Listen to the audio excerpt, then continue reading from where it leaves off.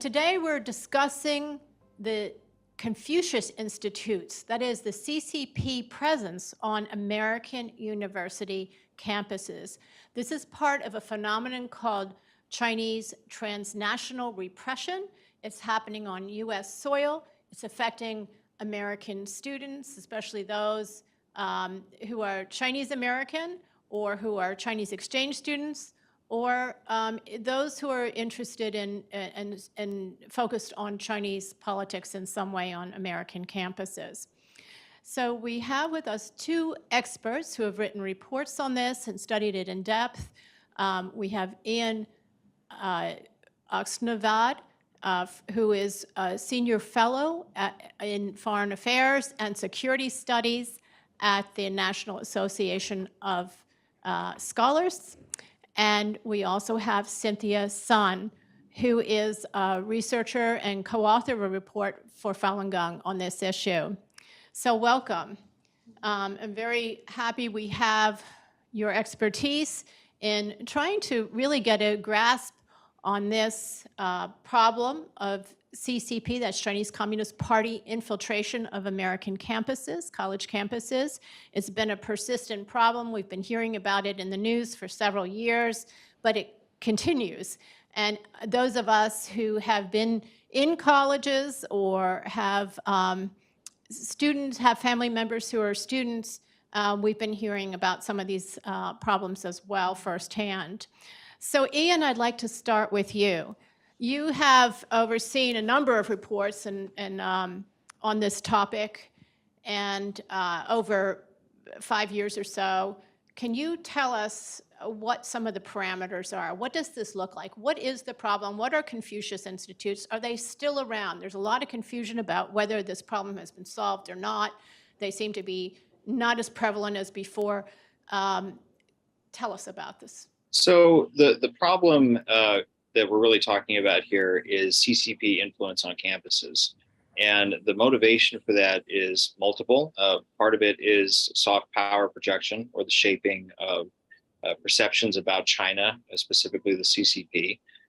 Part of it is also access to American universities more broadly for fundamental research purposes, because that has an impact on China's ability to obtain dual-use technologies. Those are technologies that have uses in military or commercial purposes.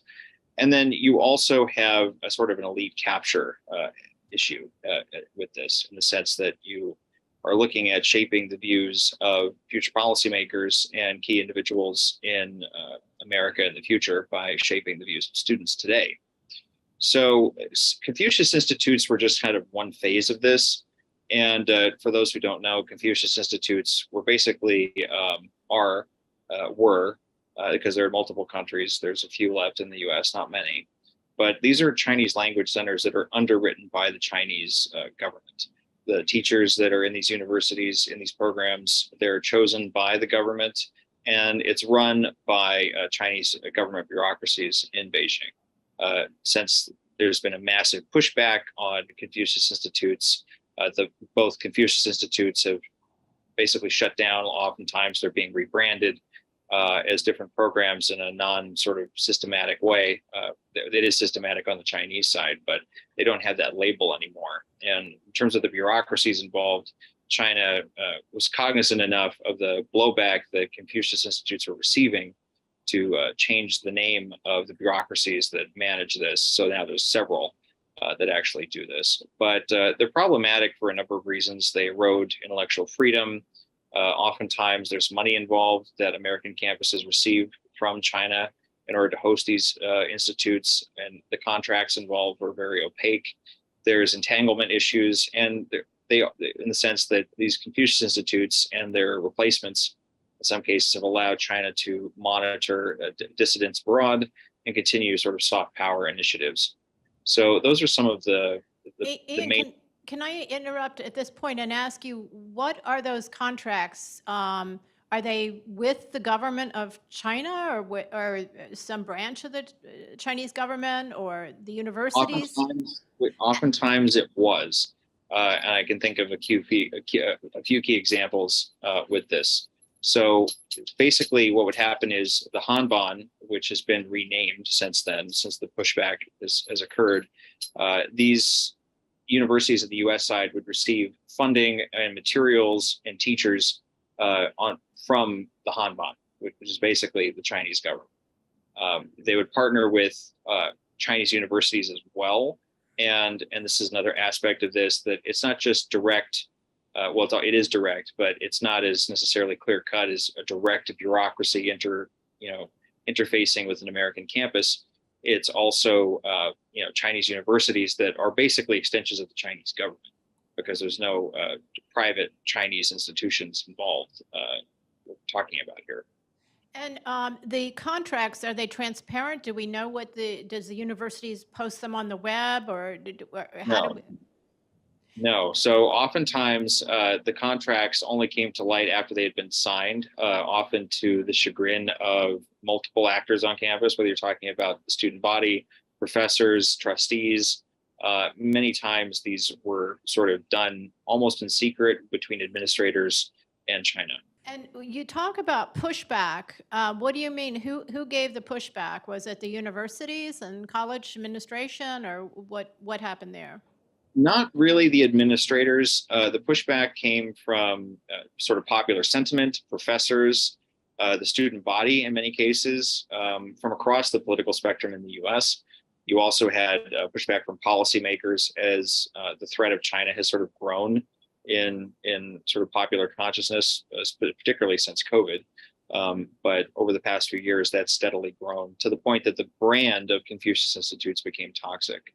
So now what's happening, unfortunately, is that bilateral ties between Chinese universities and American universities are forming in different fields that are more specifically scientific oriented and other programs of that nature, not really Confucius Institutes, because Confucius Institutes themselves really are not the problem. They're just one manifestation of it. Yeah, well, they were considered by the Chinese government, I think, as an important tool for their propaganda effort. High-level cultural official in China actually was quoted saying that a number of years ago in the Chinese government press. So, I mean, they saw it as an important tool, and I guess they've been replaced by other means. And the CCP presence is certainly still on campuses, wouldn't you say? Absolutely. And what's happening is that many schools in the US are forming bilateral ties with Chinese universities that have military ties to the PLA, or the People's Liberation Army in China. And oftentimes these, coincidentally, are American universities that have some sort of defense-related program or department involved. And I can think of a few key examples of that, but that's what's happening now. So they're specializing, is what you're saying.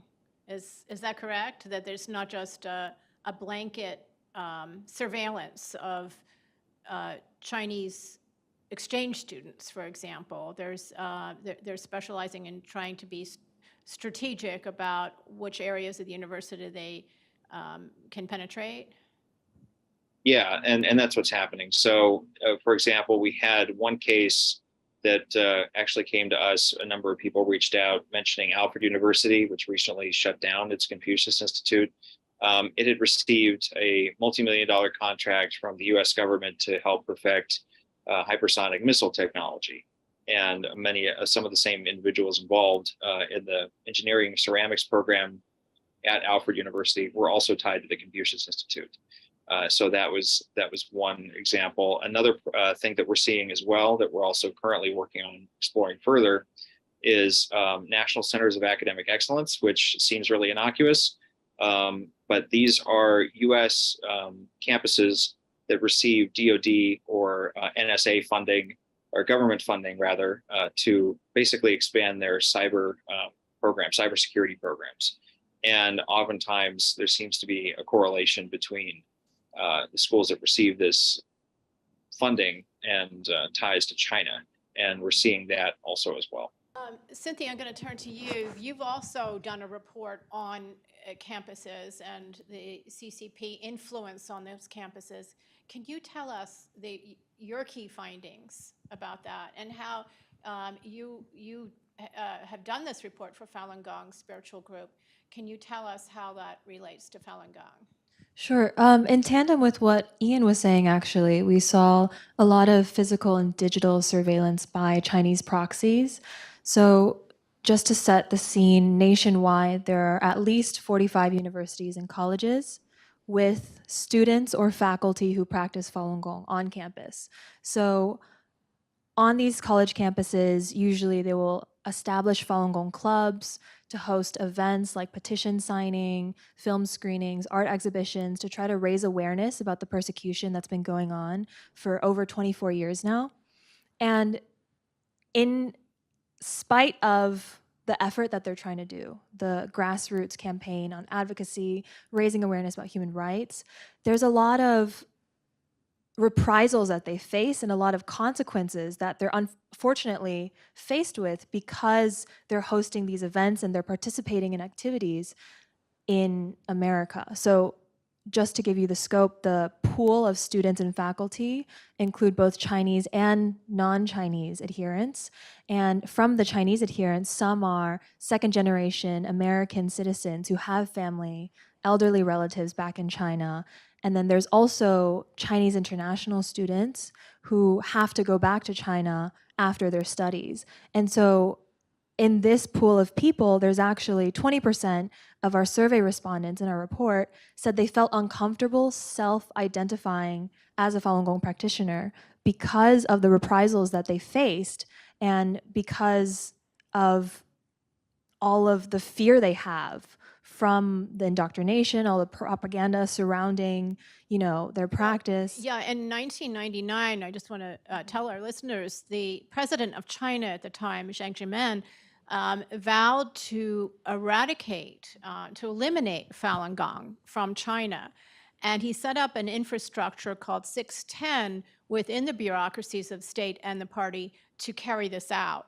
And so there have been mass arrests in labor camps, detentions, indefinite detentions without any due process, as well as trials and sentencing and other forms of really harsh punishment for practicing Falun Gong back in China.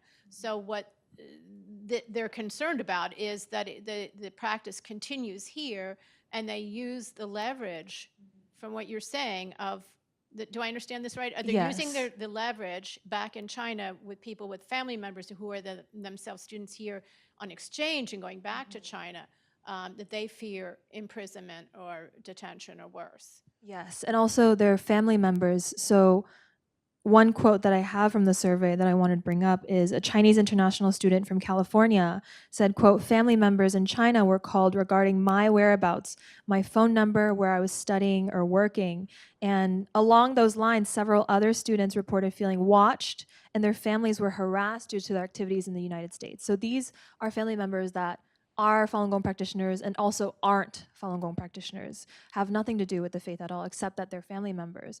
And so they're using that as blackmail to threaten and intimidate these students to try to get them to stop holding these activities, holding these events, and exposing the CCP's crimes. So they want to silence any type of criticism and suppress the profile. They want to suppress the mere presence of Falun Gong as well.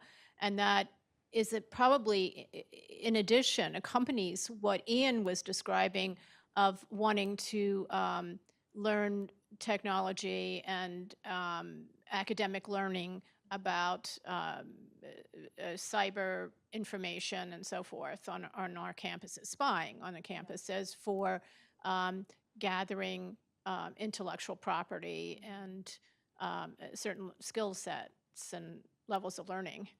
Yeah, for sure. And like Ian was also saying earlier, it's a control of what the party wants people to believe, what the party wants people to say and Controlling think. the narrative, Exactly. the ideological narrative. Exactly. Yeah. And so through controlling activities of Falun Gong practitioners, Hong Kong activists, and like other ethnic minorities in China, it's possible for them to also like bring that here, bring the surveillance, the slander, the censorship to the United States of America. Actually, when you were saying earlier about controlling the narrative, there's actually a poignant example of this. I have a friend at the University of Pennsylvania, and she was a graduate student during COVID. And she hosted a virtual screening with on Confucius Institutes with some people that you may be familiar with, and you as well, Ian. Rochelle Peterson, with my friend Rory O'Connor, who's a part of the Athenae Institute. And after the event ended, it's a virtual event, it's a film screening about Confucius Institutes at the University of Pennsylvania,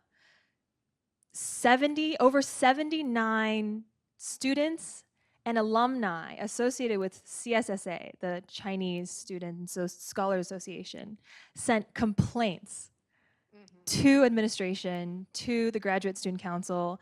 They posted hateful comments on all of the Facebook posts promoting the event. And they made such a ruckus that administration actually hosted 2 roundtables, did not invite the graduate student who's a Falun Gong practitioner, who this was targeting. And they gave a platform for the CSSA members to present why Falun Gong is a cult to administration and to student council. That's just really outrageous. And it was, yeah. Tell us more about CSSA. What is it? What are they supposed to be doing on campus? How prevalent are they? Are they the descendant now, the next generation of the Confucius Institutes? It sounds like it. CSSAs have been around for over 20 years, I believe. They're Chinese Student and Scholars Association. And they're essentially an organization, or supposedly a student organization for Chinese international students to come and celebrate their heritage, celebrate their common interests. And it's actually a proxy of the Chinese state.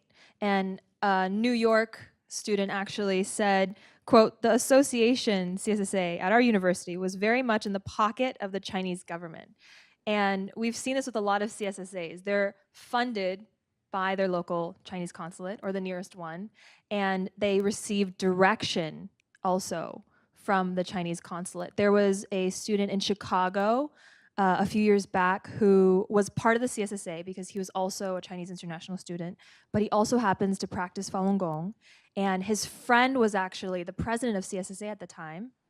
And that president received direction from the Chicago consulate to remove the graduate student who practiced Falun Gong off the roster. So he was kicked out of the organization purely based on his faith. And the direction of the Chinese consulate. And you know, the president couldn't do anything about it because he was forced to on that basis. And so I think that just speaks to how much they really are a proxy, and they carry forth this message of continued self-censorship, of continued surveillance, of different incidents where, you know, it's really hard to fathom how this could be happening in American universities. But through CSSAs and through the presence of Confucius Institutes, I think it's very much alive, this, you know, this continued party thought and party culture. Yeah, I have a young friend who graduated recently a year ago from a Ivy League university. And he said that during COVID lockdown here, the students were back on campus, but they were having webinars to fill in some of the time when the wave of the disease would come through. And they were talking about, in one of the webinars, someone on the group in the class brought up the zero COVID policy in China and was complaining about, or pointing out how harsh it was. And there was a group of students, Chinese students, on the call who shut this down and said it was hate speech. And there are other examples. GW University here in Washington, George Washington University, had an exhibit of Chinese political protest posters by an artist, a well-known artist, and that was some Chinese students and their friends, their allies on campus, demanded that they be pulled down, and the president complied. And then he heard the other side. He heard the pushback that this is actually legitimate political speech. And the president, to his credit, reconsidered at George Washington and allowed the posters to be put back. But I wonder if this is all sort of the undercurrent that's going on that is invisible to us on the outside from these student associations. Ian, do you have any thoughts on that? Yeah, I mean, and this is kind of a broader thing that I don't think anyone in the West really fathoms to a mass degree with regards to the CCP. In a totalitarian country, whether it's communist or not, a different ideology, there's no real separation between civil society and the state, at least in the way that totalitarian state perceives it. So here, you have universities who may see themselves as partnering with benign, independent Chinese universities, or student groups that in the mind of the universities, these are civil society. They're not tied to the Chinese state, but that's not the case on the Chinese side. These are extensions and proxies of the Chinese state, and if they're not directly fully controlled by the Chinese state, they're certainly influenced by it. So there's no real distinction between private and political life in that sense. And that's something that a lot of universities and the West more broadly doesn't really understand when it's addressing China. Yeah, that isn't well understood. And, one thing that you've also said, Ian, was that you said to me that the there's certain glamour or prestige with having exchanges with Chinese universities. And I have seen that in my own research on forced organ harvesting, of all things, that the medical schools and medical schools here and hospitals have given a lot to the Chinese Transplant Center, including trained up about 344 transplant surgeons from China. And why did they do it? Why did they share the skills and the knowledge and funding in some cases? Well, a lot of it was, to say that their universities were part of this global expanse of enlightenment or, technology.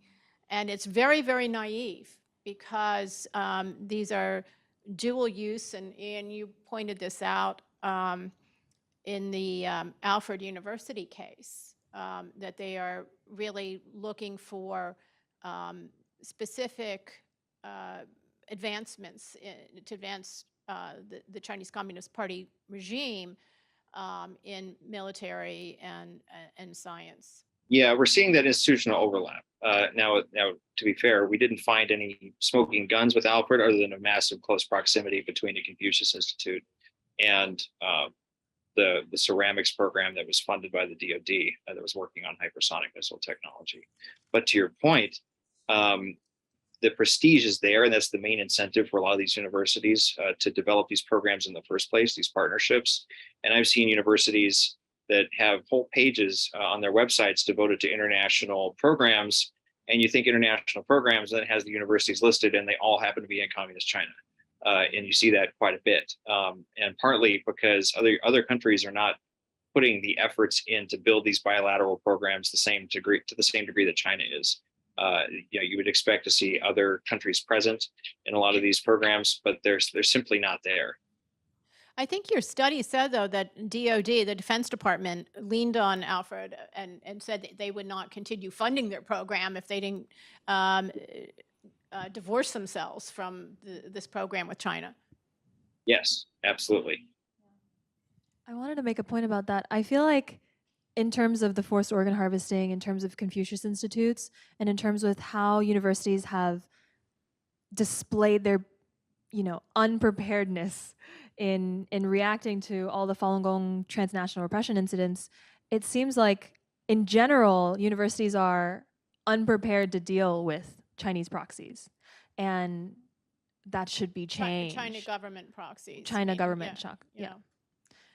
It's almost a willful blindness. I mean, because there is a lot of information.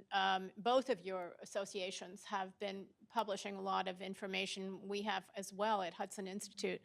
And so there's no dearth of information, but there was a skepticism before COVID.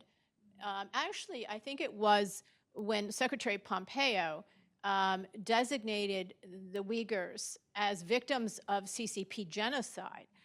And this was in early 2021. The COVID was, we were told it didn't emanate from a lab. It was just an accident, and who knows who did it. And we still don't know the answers to that. But there was a willingness to believe China on these things and to say this is just Trumpian politics or right-wing politics. And I think that has changed. I mean, the Biden administration came in also in early 2021 and said that there's a real problem here with the Uyghurs. This is genocide as well. They validated that finding.